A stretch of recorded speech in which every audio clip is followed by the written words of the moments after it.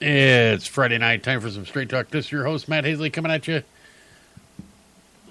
A lot of crazy stuff going on in the news. We got a current FBI briefing going on with about the shooter in Fort Lauderdale Airport.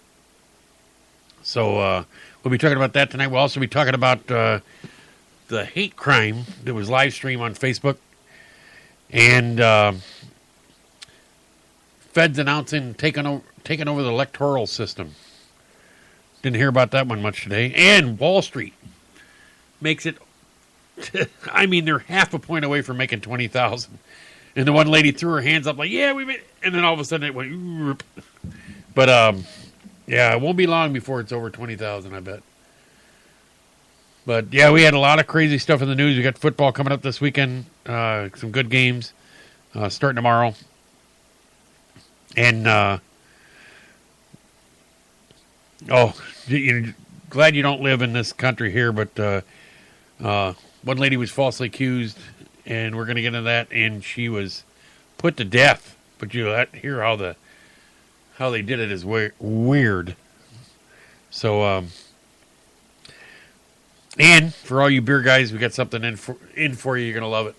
But, we starting off the news tonight, we want to talk about the Fort Lauderdale shooting. About, 1 something my time. It was a little after 2, I think, in Eastern time. Apparently, Esteban Santiago, he's a 26-year-old, who was actually carrying military identification, which is, I don't understand that, because he was actually general discharge from the Alaska National Guard. He was flying in from Alaska. First report said he was coming in from Canada, but no, that's wrong. He was flying in because a Canada terminal uses that baggage claim, I guess. So that's where the mistake came from. But it says, according to a spokesman from the U.S. Senator Bill Nelson of Florida, citing officials at the Transportation Security Administration, TSA, that he was carrying military identification. Well, apparently he had flown from Alaska to Fort Lauderdale, and the only thing he checked, no baggage, no nothing, was a gun. That would kind of trigger me. I'd be like, wow, that's awful weird. Maybe a carry-on, something like that, nothing. But all he had was a gun, I guess they were saying. And he checked it in like you're supposed to. Everything checked out. Why he wasn't on the no-fly list, I don't know. I'm sure there'll be a lot of talk about that. And people say, well, why would he be on the no-fly list or whatever? Well, I don't know if he should actually be on the no-fly list, but I think he should be checked into. Apparently, as he had within a short period of time ago, had checked himself in and went to the FBI and approached them and told them that he was, let me see if I can get the actual quote. It says, he told the FBI in November that the government controlled his mind and forced him to watch ISIS videos. His maternal aunt, Maria Ruiz, who lives in Union City, told reporters in New Jersey that he wasn't the same since he came back from Iraq. She says he lost his mind, Ruiz said in Spanish, and she referred to his psychiatric hospitalization that occurred after he allegedly suffered from hallucinations. Said federal law enforcement officials investigated Santiago last year. He told FBI agents that he heard voices in his head that told him to watch Islamic State materials. But he said he was in control and had no intention of hurting anyone, according to the New York Times. His girlfriend and coworkers warned authorities about Santiago's struggles. It said records show Santiago had 3 driver's licenses from Alaska, New York, and Puerto Rico. When he was arrested for shooting that killed 5, wounded 8,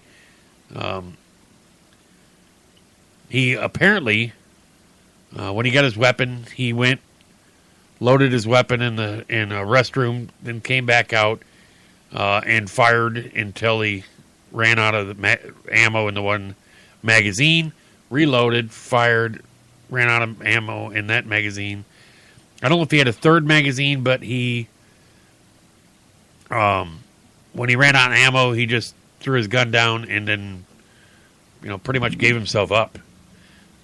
They were witnesses that actually were on the phone, and they were talking to, I was actually listening to the Fox broadcast, and they had a gentleman on. I tell you what, I got to give him credit. He was composure for all that was going on while his wife was attending to somebody wounded, putting direct pressure on somebody that was had been shot. He was shooting everybody in the head.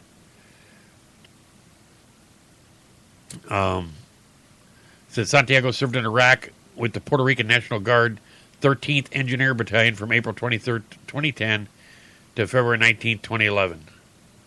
The Pentagon said Santiago had gone AWOL several times during his stint with the National Guard and was demoted from specialist to private first class. He was discharged for unsatisfactory performance, which was given a general discharge, which is lower than honorable discharge.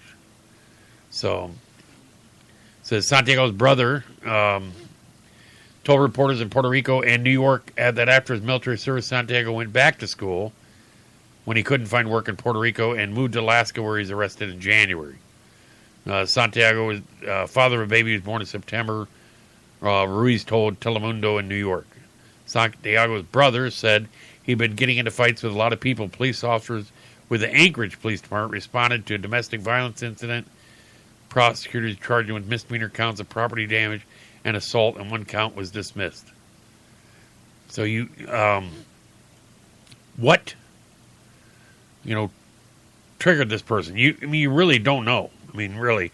But they do have pictures, and I don't know if it's a verified picture or not, but it shows a picture of him with a scarf around his neck, and it is in, let me see if I can find a report on it. It was, the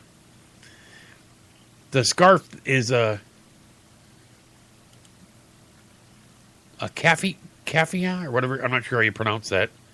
But it's Keffieyeh, Keffiyeh, scarf. And it's a scarf that's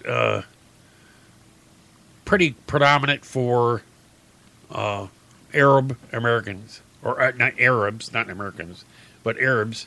And he also had what is known as the one-finger salute, which is a gesture that was also displayed by the ISIS gunman who shot the Russian ambassador in December. So I don't know if he was affiliated with ISIS, but he lived several miles from the only mosque that was in Alaska. But it would make me think that you would look into this. If you got a guy that thinks he's hearing voices, you might think that he's going to, be, you would say, influenced by them. So it's something you might want to look into. He'd been growing increasingly violent, since his departure from the military. So you don't know what makes somebody go off like this. You understand why recently they was in court, Dylan Roof shooting all the people to one church. What causes somebody to just trigger like this? I can't see anything that would make me want to do is walk in and just start shooting people.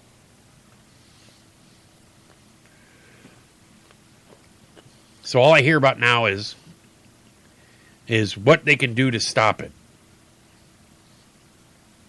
Well, taking away all the guns, it's not going to solve it. They're going to find a different way or different means. But the one thing they're able to do is shut down the airports, where they make it to where The baggage claim area, as you go in, you have to be screened as you go in. They might have to change entrances going in. And I have no problem with that. I think they should have an area like that. But you can't make it 100% safe. Because what you have is, if you're busy airport like O'Hare or a busy airport, like LAX or JFK or, LaGuardia, in the big airports where they're going into, Atlanta,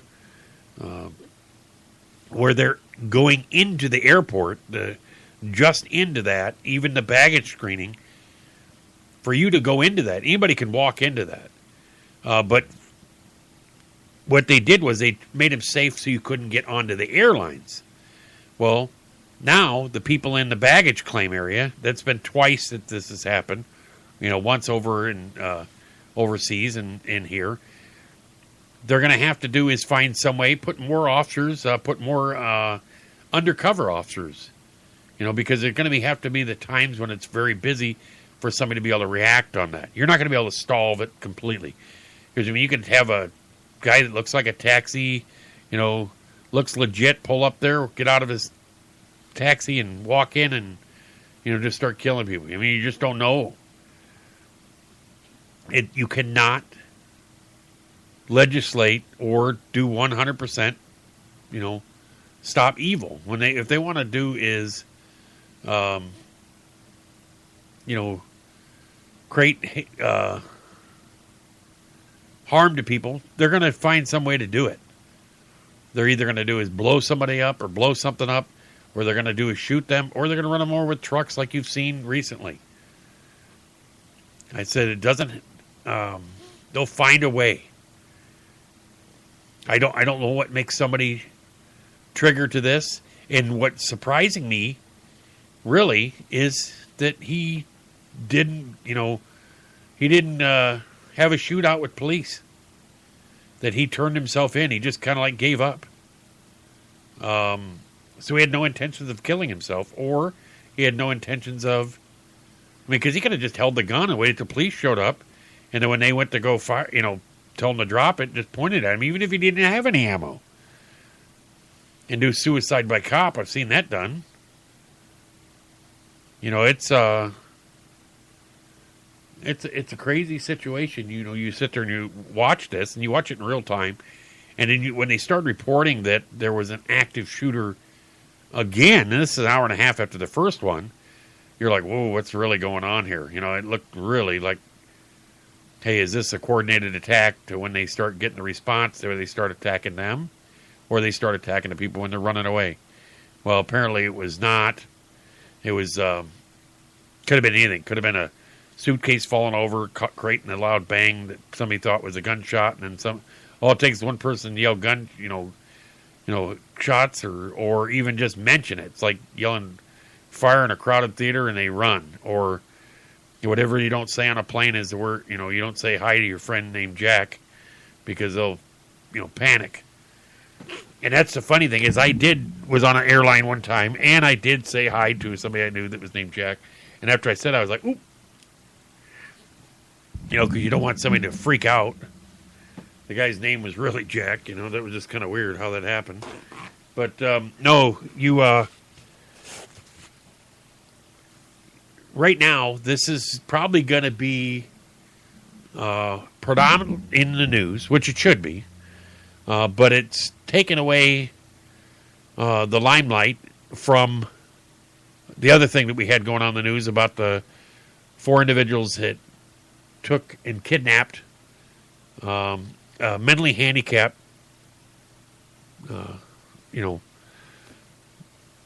I would say kid, because he's, I think, probably 18.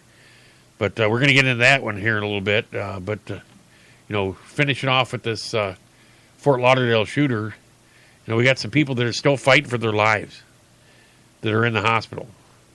So our prayers go out to the families and loved ones of the victims of this. Hopefully, as more goes by, or time goes by, we'll be able to figure out what the whole picture was and what the reason why. Yeah, it's just scary to think that somebody that just triggered just like this. And I mean, to think he had voices telling him in his head. Mental illness is very big, and if you've, you got to people coming back from the Middle East. I don't know if it was something from that, but yeah, they got a picture of his. Got multiple photos on here. It's the Sun UK News actually has a ton of photos of this. So, yeah, it's I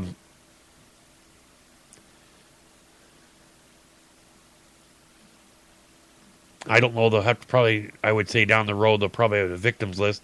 But supposedly he was in arguments on his flight from Alaska to Fort Lauderdale with some people on the airline or the other passengers.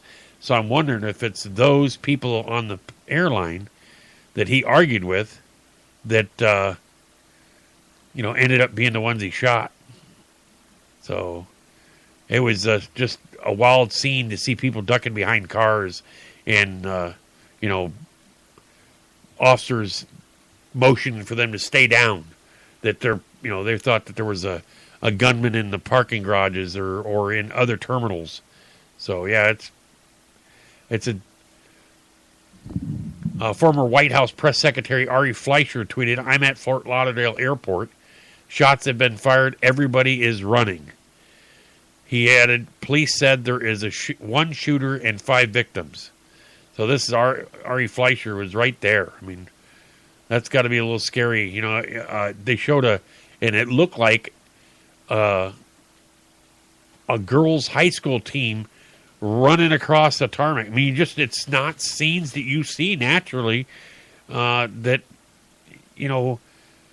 people are running across the flight line for the airlines.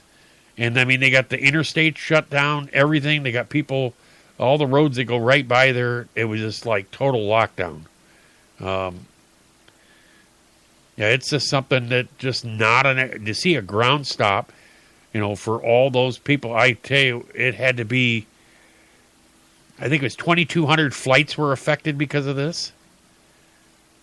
So there was one lady that apparently was on one of the flights.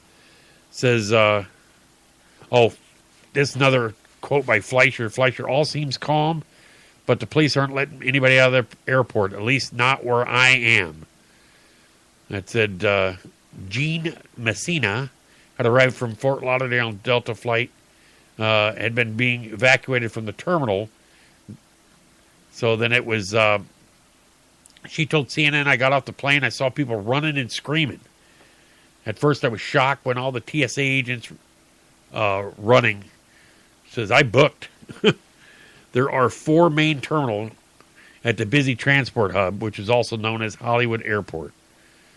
Fort Lauderdale's airport official Twitter account said all services temporarily suspended. Hashtag FLL. Please contact your air carrier for your flight information.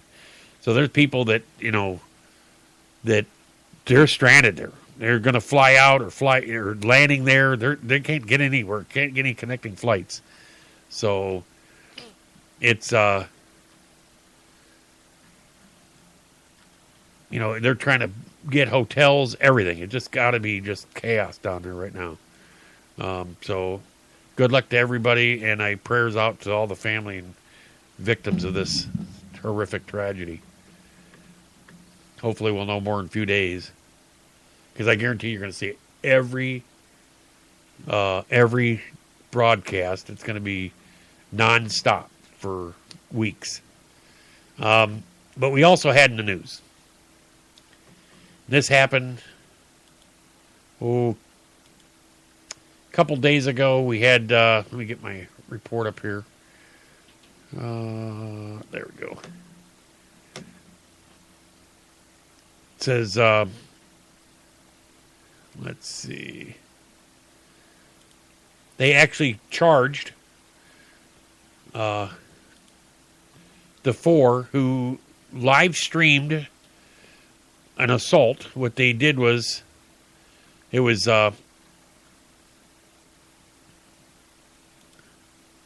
they had a video in it. I guarantee you, if you go on any major station, whatever, any major publication, it's there. You can watch a video of it. You can see either blurred out video, or you can actually probably see the full video. It says, but the video shows this terrified young man crouching in the corner of a room with 4 attackers taunting and beating him. And they're yelling at him, F Donald Trump, F white people. Well, the 4 attackers are known as Jordan Hill, Tesfaye Cooper, Brittany Covington, and Tanisha Covington. Said 3 of the women, 3 who are 18 years old, and the 4th is 25. I don't know if I get ages in that order, but all 4 faced felony charges, including kidnapping, battery, and hate crimes. It said police did not reveal the identity of the victim, but in the video, the victim appeared to be tied up, had duct tape over his mouth. The 2 female and 2 male attackers are seen cutting off parts of the victim's clothing, hitting him, and cutting some of his hair to the scalp, causing him bleeding. The victim, who was found by police walking near the scene of the attack, was recovering. After being released from the hospital, authorities said, describing him as a traumatized by the ordeal. Oh, heck yeah. From what I've read on other reports, that he was friends with one of the attackers. And after it was done, he kept saying over and over, how could he do this to me? How could he, he was so in shock that, somebody that he thought was a friend that he looked up to was one of the ones that was, had abducted him. They held him for either between 24 and 48 hours. They even texted his family telling that they had him. They thought it was a big joke. They're slapping him around, beating him, making him drink out of a toilet. And this was a mentally handicapped kid. This kid was suffered from schizophrenia and ADD. One of the attackers, I don't know, maybe more than one of them, had gone to school with him and had been to school with him for several years. So he knew him for years. What I don't know. I don't care if what color your skin is, how much, who the attackers were. If 4 white guys would do this to a black guy, it would be just as wrong. And I would not understand this. How you could do this to anybody. It just blows my mind that somebody would do this and think that this is funny, or think that this is, hey, and they're live streaming it, thinking it's cool. I'm like blowing my mind that they think that that's all right. And then you have video. They have video of one of the CNN reporters was on with. It was a CNN commentator was on with Wolf Blitzer. And they must have come back too early because she was laughing about it when they cut back from the video. And then she all of a sudden went, serious. So I'm like, how is that? How do you find it funny? I don't think it's funny that whatever they did to this kid is going to suffer for the rest of his life because of this. This kid is not somebody that can learn to cope with it and get over it. This kid is now traumatized for life. I mean, they put the fear in this kid that he won't trust anybody anymore. And who's going to be able to prove to him that he should be able to? Has our society degraded that much that we think that, hey, let's whip out the old cell phone and let's videotape, somebody kidnapping somebody and then beating them and making them drink out of a toilet. How would they like their family to be treated that way? Then it would be an uproar. I guarantee if the tables were turned, it's not any more right or wrong the color of the skin. I don't care if it was 4 white guys doing it to a white guy. Anybody doing it to anybody. I don't care if it's who's involved. I don't care if it's 4 gals doing it to a guy. Whatever. It doesn't matter who it's to. It's not right. And we have to be as a human beings, humanity. We got to realize that that's wrong. You sit there and you look at, and they show videos of ISIS burning people alive because they won't convert, or burning people or throwing them off buildings because they're gay. That's not right. What makes it right to sit there and think that, oh, okay, we'll just live stream us beating the crap out of them? They have no compassion for another human being. I got an article, and it came out through MSN, and this is because of, I think a lot of it has to do with how you're brought up, how you're raised.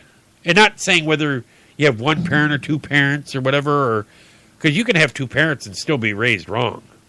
You could have 2 parents that live at home and have a bad home life, where you could have both parents live at home, both be alcoholics, and both fight all the time and beat the crap out of each other and beat the crap out of the kids.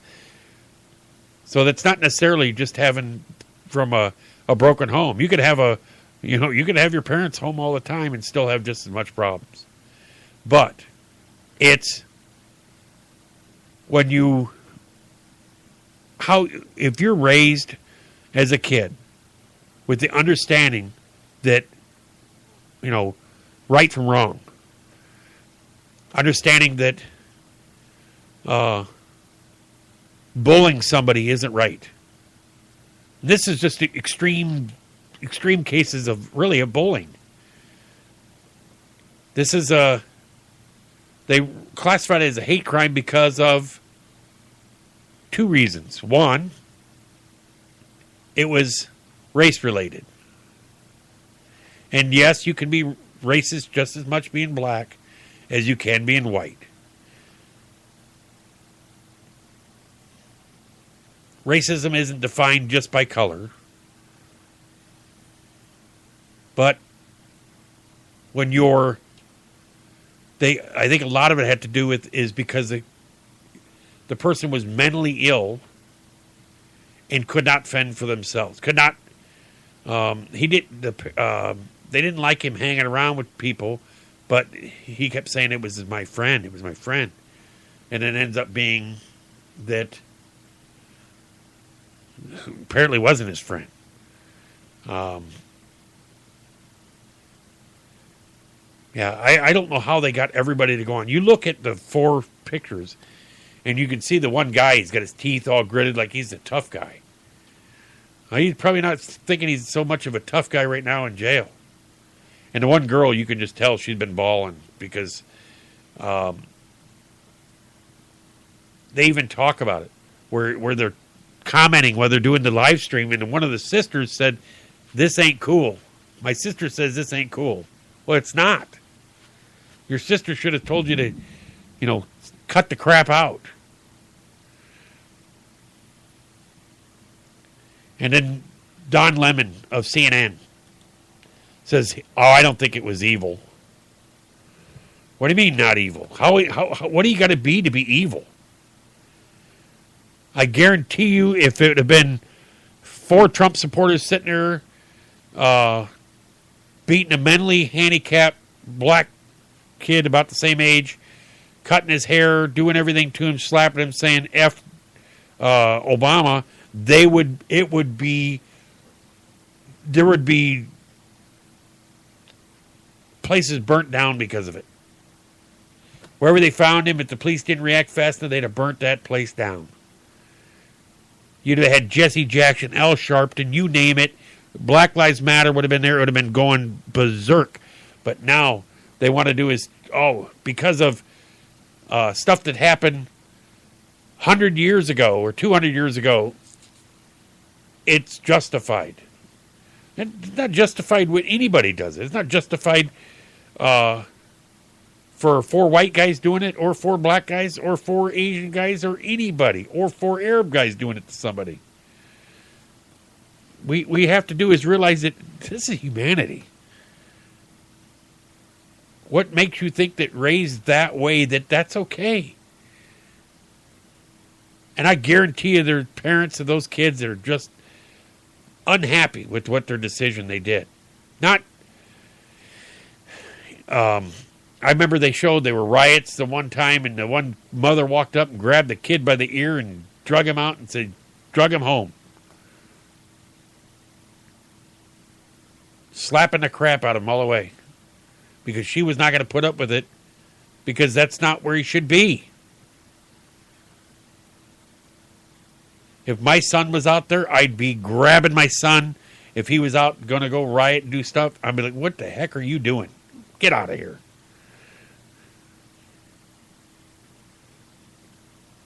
That's the discipline that when we were kids, you didn't do that stuff. You didn't hear about it like this. Yeah, social media makes it readily accessible. It's out there, boom, instant, right there. It's instantly, whoop, it's worldwide. Like right now I'm broadcasting on multiple platforms. I'm broadcasting on Twitter, TuneIn, Ustream, and also Spreaker.com. So I'm on 4 platforms right now. You couldn't do that when I was a kid. We didn't have internet. We didn't have anything. We had 3 channels when I was a kid. Actually 4. We had 4, 6, 8, and 12. And, you just... Now everything is so in your face, instant. So, you talk about how do your kids are raised, and you like that. How do you know if your kid's a bully or not? Well, I'm going to get into that in a few minutes here, but I have to do is find my article. But yeah, there's the average person, they don't think about their kid getting that way or turning that way, becoming a bully. Yeah, I mean, you would think that most kids aren't like that, and really most kids aren't. You get a lot of them that fall long. They want to fit in with the crowd. And I would bet 1 or 2 of these people that were involved in this incident were fall longer. They were falling long. They wanted to be cool. They wanted to think that we're cool. I don't know who come up with the decision, but when you sometimes, they say, what are you? You're a product of not of your environment. It's of the people, lifestyle, and the people that you keep, or whatever, the friends you hang around with. Well, if you hang around with bad friends, you're going to get trouble. Eventually, you're going to be involved in it, and it's going to come back to haunt you. Well, this is a warning sign your kid's a bully, and this is what you see this. This is on MSN. It's a lifestyle thing. It says they justify bad behavior. Bullies tend to shift the blame to the victim rather than themselves. You think about that. They may feel the other child has it coming.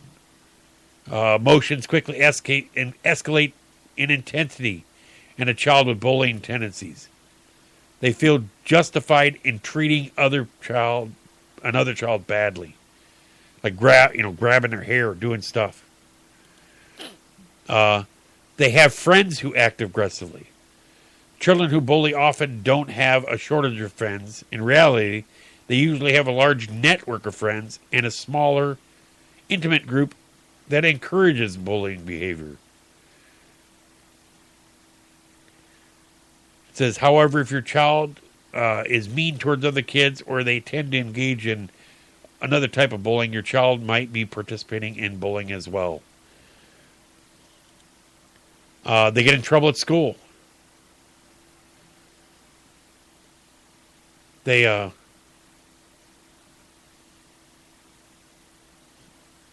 you see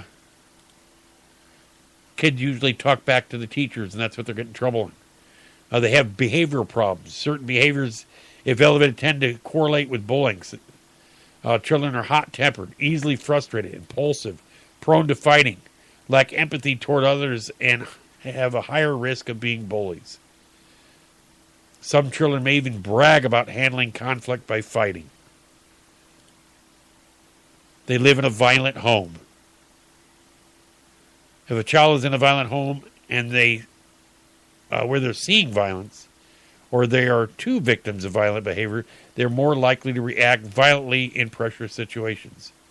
Frustration builds up in kids who experience violence.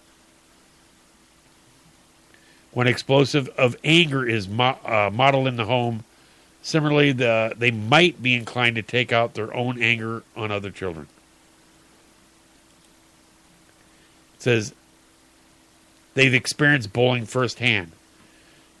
Occasionally, children have been a target of bullying will become bullies in an effort to regain some control over their lives. My son was bullied. I haven't seen any tendencies where he tries to bully anybody else. And I watch for it.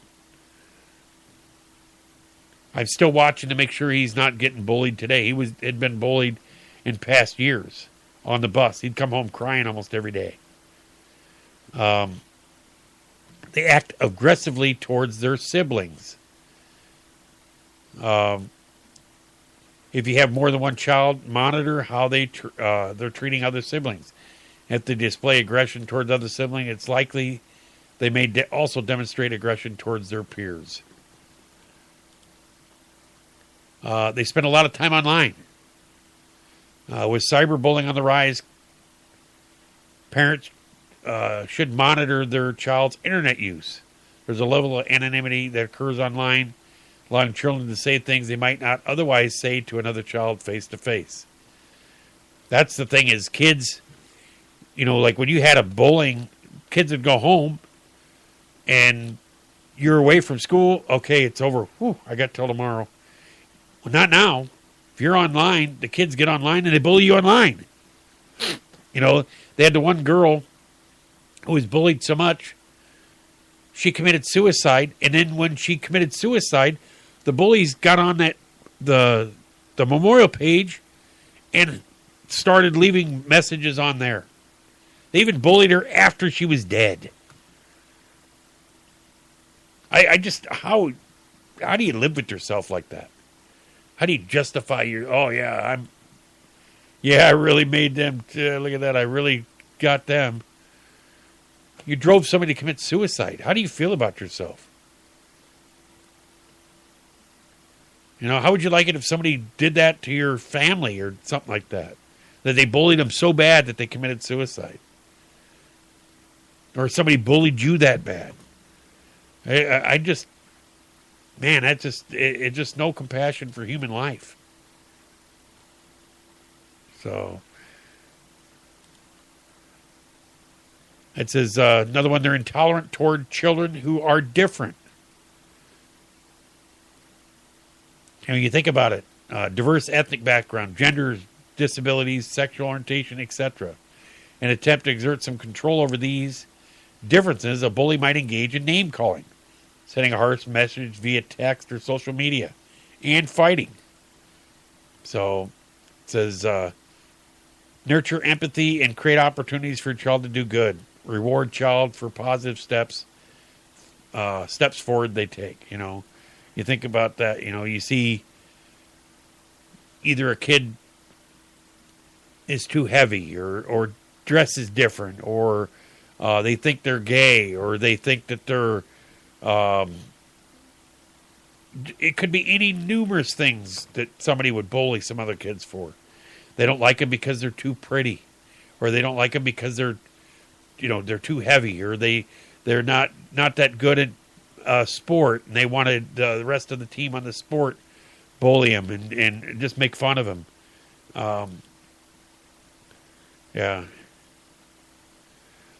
It's what can a parent do to help their child who is bullying? Get involved in your child's school and dialogue with teachers. Also get to know your child's friends and reinforce those relationships that are positive and inclusive to other children. One thing that can alter behavior more than anything else is when your parent carves out 20 minutes a day to spend one-on-one with the child. If your child bullying tendencies continue, it may be time to consider the help of a qualified professional. A lot of times I see even that. I see bullies, or the dad was a bully. Or is that real cocky personality where he's so over the top, hey, I'm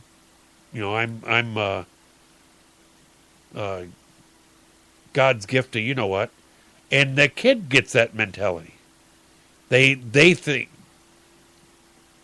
I've had my share of run-ins with bullies like that when I was a kid, and I still see those guys today, and they still have that same cocky mentality that they're that jock in school, and I'm just like, and it did you what? And I laughed at them because you look at them and they go, they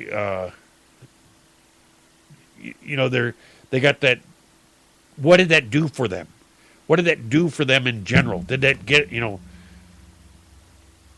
what did they get out of it? Apparently, not much. So, I'm just glad I wasn't like that. So, yeah, if you see these kids, what happened at their homes, their home life? I don't know. I can't comment on that. But you got to tell me that these kids know the difference between right and wrong. And this is 100% wrong. You just don't. This is uncalled for. So, well, don't want to stick on those topics too much because they're going to be harping on them for the next so many days. We got sports coming up this weekend. We got NFL playoffs. I had to comment about. It was, where was it? He retired. Oh, Steve Smith. He retired. He sent his letter to the NFL, and he wanted to say that I thought it was really cool how he did his retirement. But Steve Smith, the receiver who played for 16 seasons in the NFL, officially retired. And he sent a letter to Roger Goodell. It's a Commissioner Roger Goodell. It says, and it's got addressed National Football League. It says, via email, Dear Commissioner Goodell, this is to notify you that, as of today, I, Steve Smith Sr., will no longer be antagonizing defensive backs. I am retiring from the National Football League. Sincerely, Steve Smith Sr. It is a copy to Ozzie Newsome, NFLPA, which is NFL Players Association. So it says, Dear Commissioner Goodell, and it went through and it says that, and it said, thanks for the years of entertainment, Steve. So that's pretty awesome. What a way to give a final shout out. I bet you a lot of DBs are like, whew, I hated covering him. And apparently also, another one that's going to retire, but he's not. Chris Berman is, they're looking at retiring after, it says Chris Berman out as face of ESPN's NFL coverage after this year. Chris Berman is out as lead and voice of ESPN NFL Studios after 31 years. Said the 61-year-old Berman will step down as host of ESPN Sunday Night NFL Countdown, Monday Night Countdown, and NFL Primetime after Super Bowl this year. And you think about that. Berman, who joined ESPN in 1979, will also give up his role as anchoring ESPN's NFL Draft and Major League Baseball Home Run Derby coverage. I can't imagine it without Chris Berman. That's just amazing. 61. Well, I don't know if he's going to retire fully, but he'll be missed. He was, he is it. He is I would say, the face of NFL football for ESPN. Somebody's going to have to fill his shoes. I don't know who, but I really liked him. I think he'll be sorely missed as an ESPN commentator. But no, I wanted to do is there was a report out that the feds announced that they're going to take over the electoral process. It says DHS Secretary Jay Johnson designates elections critical infrastructure. In a letter to the Associated Press, Johnson revealed the U.S. government would monitor and intervene in future elections, a process previously handled only on a state-by-state basis. Given the vital role elections play in this country, it is clear certain systems and assets of election infrastructure meet the definition of critical infrastructure. In fact, and in law, Johnson stated, particularly these times, this designation is simply the right and obvious thing to do. So the designation allows for information to be withheld from the public when state and local private partners meet to discuss election infrastructure security. It said potentially injecting secrecy into an election process that's traditionally expressly a transparent process, according to the AP. Officials say such a closed-door conversation allow for frank discussion that would prevent bad actors from learning about vulnerabilities. DHS would also be able to grant security clearances when appropriate and provide more detailed threat information to states. The announcements of federal takeover of the electoral process follows a report from several intelligence agencies also released Friday, which purports that Russia government worked to influence the outcome of the 2016 U.S. election, or 2016. The AP reports several states in recent months opposed to move, fearing the designation would lead to increased federal regulation or oversight on the many decentralized and locally run voting systems across the country. So, I mean, you look at this, if they take over, or it's gonna keep going, boom, boom, more and more and more. I fear them taking over the electoral process. Because what's going to stop? It's going to go on to next. Oh, wait a minute. We need to do the machines now.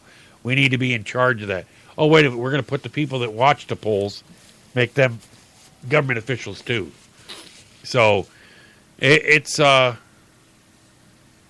instead of free and fair elections elected by states, now it's going to be elected by the government. So that worries me. Also in news today, we had this one came out, and this was through MSN, but it says U.S. tanks roll into Germany to bolster NATO deterrent. Ships began unloading U.S. tanks, self-propelled howitzers, and hundreds of other fighting vehicles Friday in northern German port of Bremerhaven. To be moved into Eastern Europe to bolster NATO's deterrence against possible Russian aggression. Some 3,500 troops from the 4th Infantry Division in Fort Carson, Colorado, will join up with equipment which will include 87 tanks and 144 Bradley fighting vehicles over the next 2 weeks. You know, I'm just a little worried that they're going to try to start a little war here right before the inauguration. So it's a little eerie. Said the deployment marks the start of a new phase of Operation Atlantic Resolve, which foresees the continuous presence of American Armored Brigade combat team in Europe on a 9-month rotational basis. The mission is meant to help allay concerns for Estonia, Latvia, Lithuania, Poland, and other NATO or allies over increasingly unpredictable and bellicose Russia. The new forces will gather first in Poland then fan out across 7 countries from Estonia to Bulgaria. A headquarters unit will be stationed in Germany. So, U.S. also plans to move in combat aviation brigade with about 10 Chinooks and 50 Black Hawk helicopters and about 1,800 personnel from Fort Drum. New York, a battalion with 24 Apache helicopters and 400 personnel from Fort Bliss. I was stationed at Fort Bliss. So that means 88 people, it sounds like. Air Defense Artillery. So, yeah, that's a little scary when they start talking about this. Here's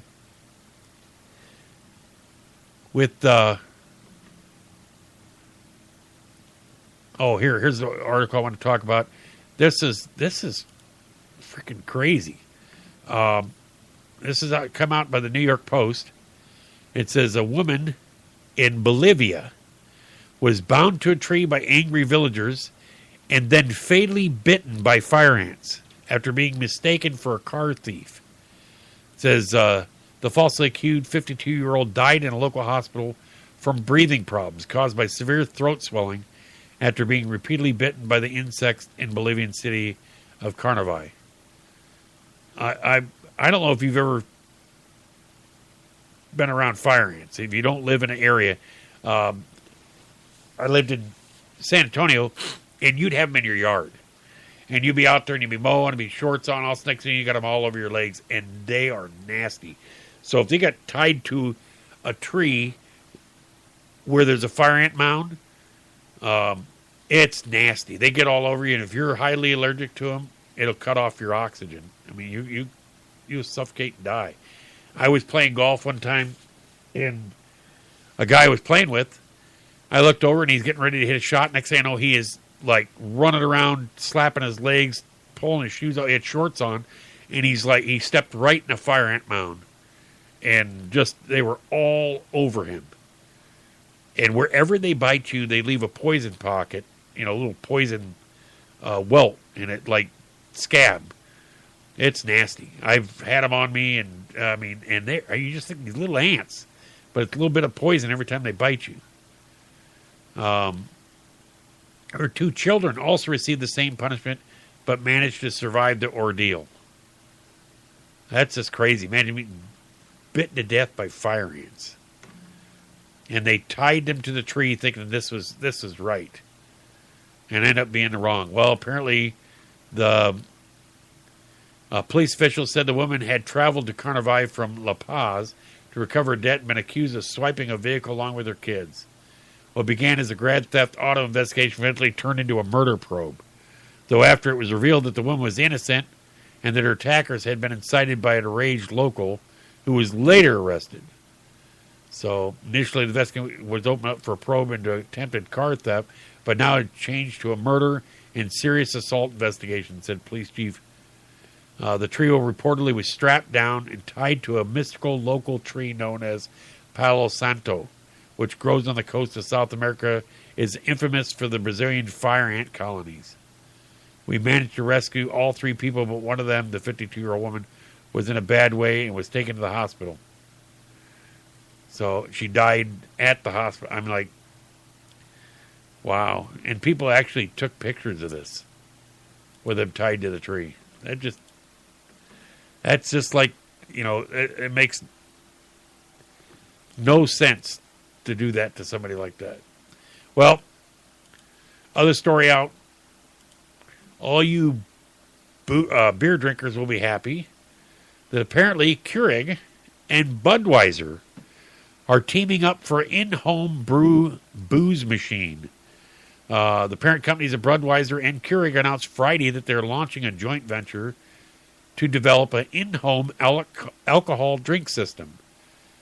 It says employees of the international conglomerate Anheuser-Busch, InBev, and Keurig Green Mountain Incorporated will conduct research and development of the systems in Massachusetts and Vermont, where Keurig is headquartered, according to a press release. The partnership will focus at first on North America market, the firm said. For now, details of any home booze gadget are up in the air, but the companies offered only 2 clues. The product, they said, would target the realm of full adult beverage category. including beer, spirits, cocktails, and mixers, and it will draw on technology Keurig developed for its failed Cold, K-O-L-D product, a counter device that made sodas and mixers on demand, but was withdrawn from the market last summer following a dismal sales. While Cold was a commercial flop, perhaps because a bulky machine cost $370, plus more than $1 for each drink pod, it did incorporate a clever technology advance, dissolvable glass-filled spheres dubbed carbonator beads, which allowed consumers to make their fizzy drinks without bulky carbon dioxide canisters. Yeah, so that's as long as you get rid of the that, get the price down. It's possibly the same technology could be used on an appliance that made Bud Light at the push of a button, or dispenses a fresh glass of AB InBev Spiked Seltzer sparkling drink. Bringing such a product to market, however, won't be as simple as selling pods of coffee grounds. That's because alcohol is intensely regulated, and each state has different rules about which booze can be sold where. On the other hand, Budweiser has more experience selling alcohol than just about anyone, plus the extensive network of wholesalers who could potentially hawk booze-filled pods to your local package stores.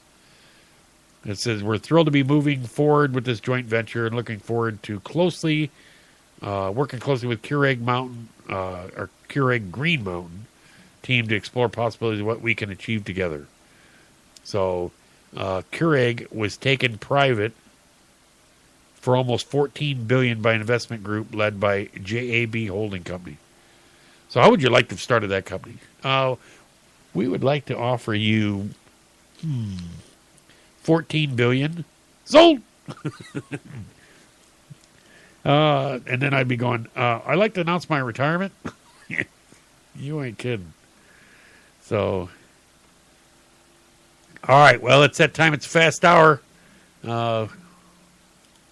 We'll see you back on Monday, and we'll be able to do is elaborate on what's going on with in the news and what happened throughout the Fort Lauderdale shooting and other information going on. But everybody have a great night, a great weekend. Most of all, be safe. If you see something, say something. And remember, we're all humans. Treat each other. Treat the way you would like to be treated. So have a great night, and we'll see you back on Monday.